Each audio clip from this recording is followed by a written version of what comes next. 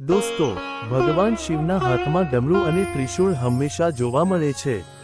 મહાદેવનું ત્રિશૂળ એટલું શક્તિશાળી છે કે તેના એક પ્રહારથી બ્રહ્માંડનો નાશ થઈ શકે છે. પણ શું તમે ક્યારેય વિચાર્યું છે કે ભોળાનાથના હાથમાં આ દિવ્ય ત્રિશૂળ ક્યાંથી આવ્યું? શાસ્ત્રોમાં આની પાછળ બે ખૂબ જ રહસ્યમય કથાઓ જણાવવામાં આવી છે. જો તમે પણ મહાદેવના સાચા ભક્ત છો, તો વિડીયોને અંત સુધી જરૂર જોજો, કારણ કે આજે તમને શિવજીના સૌથી મોટા રહસ્યની ખબર પડવાની છે. ચાલો જાણીએ પહેલી કથા વિશે, જે શિવ પુરાણમાં વર્ણવવામાં આવી છે. પુરાણો અનુસાર, જ્યારે આ સૃષ્ટિની શરૂઆત થઈ, ત્યારે સૌથી પહેલા ભગવાન શિવ પ્રગટ થયા. શિવજીની સાથે જ 3 ગુણો પણ ઉત્પન્ન થયા: સત્વગુણ, રજગુણ અને તમગુણ. આ ત્રણેય ગુણોના મેળાપથી જ આખી સૃષ્ટિનું નિર્માણ થયું છે. કહેવાય છે કે આ ત્રણેય ગુણોને પોતાના નિયંત્રણમાં રાખવા માટે મહાદેવે પોતાના જ અંશમાંથી એક દિવ્ય અસ્ત્ર બનાવ્યું. આ અસ્ત્ર એટલે જ ત્રિશૂળ. ત્રિશૂળના 3 પાંખિયા આ ત્રણેય ગુણો, સત્વ, રજ અને તમનું પ્રતીક છે.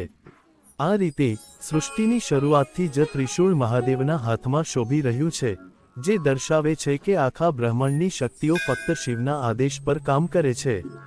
હવે વાત કરીએ બીજી કથાની, જે ખૂબ જ રોચક છે. વિષ્ણુ પુરાણ અને વિશ્વેશ્વર સંહિતા મુજબ, એક સમયે સૂર્યદેવનો તેજ એટલો વધી ગયો હતો કે પૃથ્વી પર હાહાકાર મચી ગયો. સૂર્યદેવના લગ્ન ભગવાન વિશ્વકર્માના પુત્રી સંજના સાથે થયા હતા, પણ સૂર્યના અતિશય તાપને કારણે સંજના તેમનો સામનો કરી શકતી નહોતી. પોતાની પુત્રીના દુઃખને દૂર કરવા માટે દેવોના શિલ્પી ભગવાન વિશ્વકર્માએ સૂર્યદેવના તેજ અને ગરમીને થોડી ઓછી કરવાનું નક્કી કર્યું. વિશ્વકર્માએ સૂર્યદેવના અંશને કાપીને પૃથ્વી પર લાવ્યા. તે દિવ્ય ઉર્જા અને સૂર્યના તેજમાંથી વિશ્વકર્માએ 3 મહાન શસ્ત્રો બનાવ્યા. પહેલું ભગવાન વિષ્ણુનું સુદર્શન ચક્ર, બીજું લંકાપતિ રાવણનું પુષ્પક વિમાન, અને ત્રીજું મહાદેવનું પરમ શક્તિશાળી ત્રિશૂળ. આ દિવ્ય ત્રિશૂળ બન્યા પછી વિશ્વકર્માએ તેને દેવાધિદેવ મહાદેવને ભેટ સ્વરૂપે અર્પણ કર્યું હતું. પરંતુ દોસ્તો, મહાદેવનું ત્રિશૂળ માત્ર એક શસ્ત્ર નથી, તેની પાછળ એક ઊંડો આધ્યાત્મિક સંદેશ છુપાયેલો છે.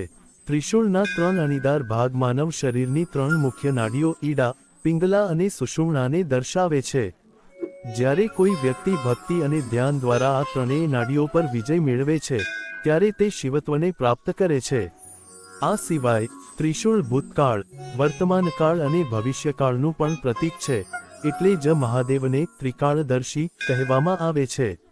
તો દોસ્તો, આ હતી મહાદેવના ત્રિશૂળ પાછળની પૌરાણિક સત્ય કથાઓ.